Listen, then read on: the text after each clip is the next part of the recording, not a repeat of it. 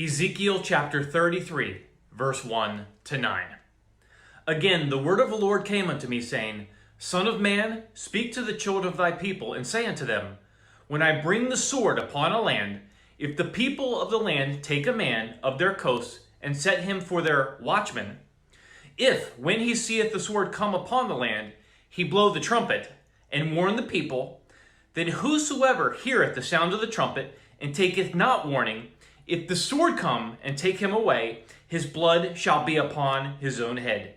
He heard the sound of the trumpet, and took not warning. His blood shall be upon him, but he that taketh warning shall deliver his soul. But if the watchman see the sword come, and blow not the trumpet, and the people be not warned, if the sword come, and take any person from among them, he is taken away in his iniquity, but his blood will I require at the watchman's hand.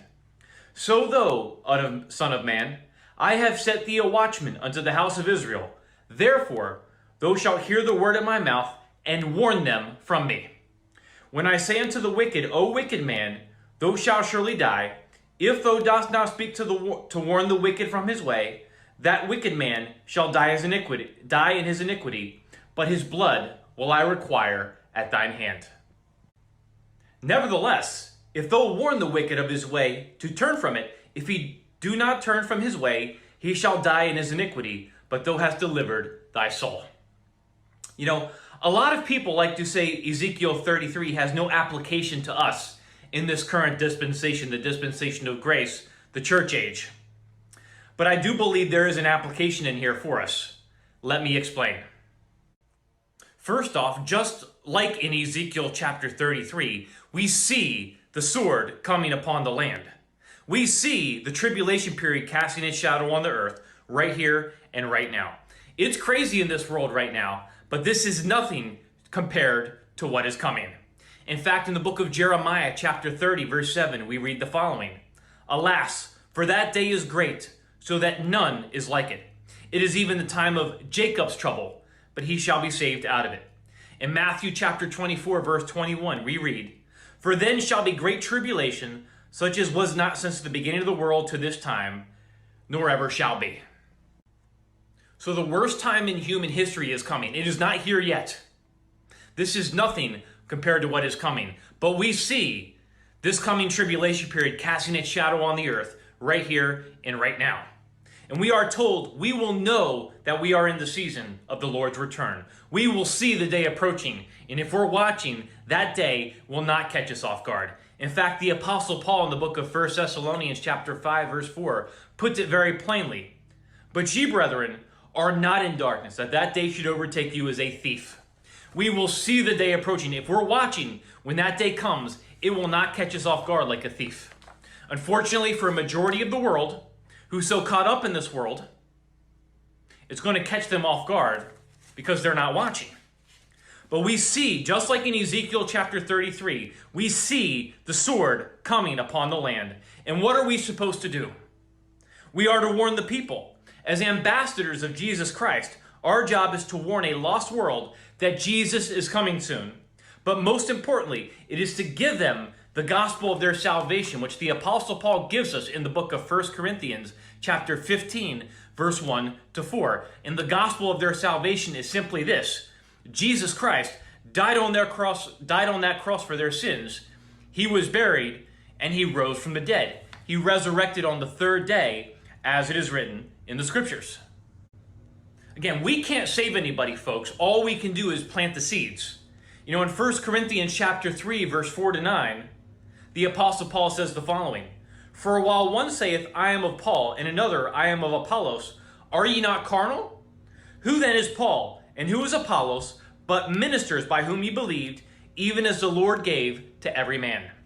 I have planted, Apollos watered, but God gave the increase. So then neither is he that planteth anything, neither he that watereth, but God that giveth the increase. Now he that planteth and he that watereth are one, and every man shall receive his own reward according to his own labor. For we are laborers together with God. Ye are God's husbandry, ye are God's building. So all we can do is plant the seeds and let God provide the increase in his timing. Right? But we see the sword coming, just like in Ezekiel chapter 33. Right? We see the sword coming upon the land. But before the tribulation period does begin, Jesus Christ will rapture all those who are saved. Snatch away suddenly, remove. Rapture his church before this tribulation period begins. Things are converging and intensifying all over the world like never before, just like Jesus said they would in his word. Jesus likens his return, his second coming, which is at the end of the 7-year tribulation period, to a woman in travail that's about to give birth. Right before the baby comes. Again, the contractions are going to intensify. They're going to get closer and more intense. The birth pangs are going to increase in intensity and frequency all the way up until the delivery of the child. And that's exactly what we're seeing right now all over the world. The birth pangs are increasing in intensity and frequency all over the world.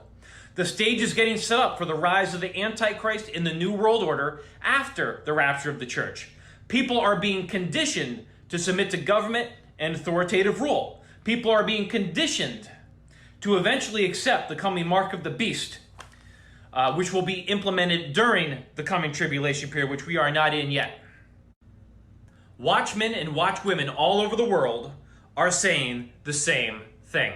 Jesus is coming, and he is coming at any moment to rapture his church. You make a difference, whoever you are watching this.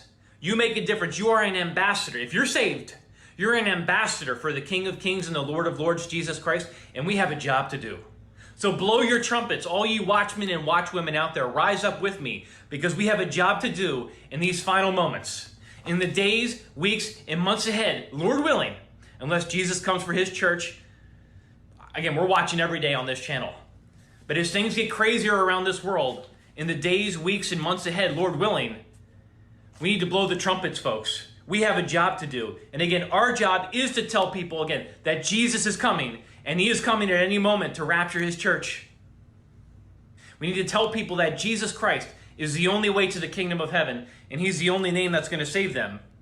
And our job, the most important thing above all else, is the gospel of their salvation. The gospel is the plumb line.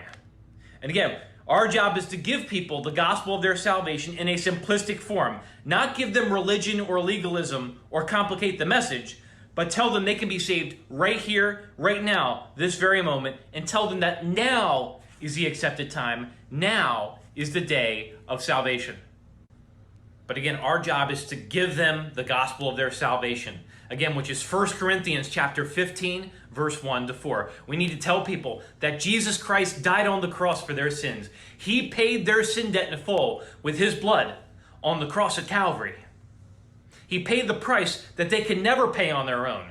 He paid it, and he paid it with his blood so that they could be reconciled back to him, so they could be forgiven of their sins and be with him forever in heaven. So we need to tell people, again, that Jesus Christ died on the cross for their sins.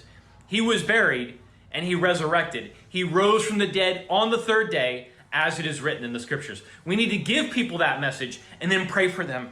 We need to pray that the seed we just planted, as ambassadors of Jesus Christ, again, our job is to tell them the gospel, which is the plumb line, that Jesus died for them, he was buried, and he rose from the dead on the third day, as it is written in the scriptures. And we need to pray for that person. We need to pray that God will bring to fruition that seed that we planted. If not now, then during the tribulation period, because we know multitudes get saved during the coming tribulation period. I don't wish that upon anybody. They're most likely going to be killed for their faith during the coming tribulation period. But all we can do as ambassadors for Christ is to plant that seed and let God provide the increase in his timing, preferably before the rapture of the church. But watchmen and watchwomen all over the world, we have a job to do. In the days, weeks, and months ahead, Lord willing, we have a job. So blow your trumpets, watchmen and watchwomen all over the world, because make no mistake about it, that day is approaching. Keep watching with me. Keep looking up. The King of Kings, the Lord of Lords, the Son of God, Jesus Christ, he's coming. And he's coming quickly, one day very soon at the appointed time, sooner than many of us even realize. Keep watching with me, and God bless you all.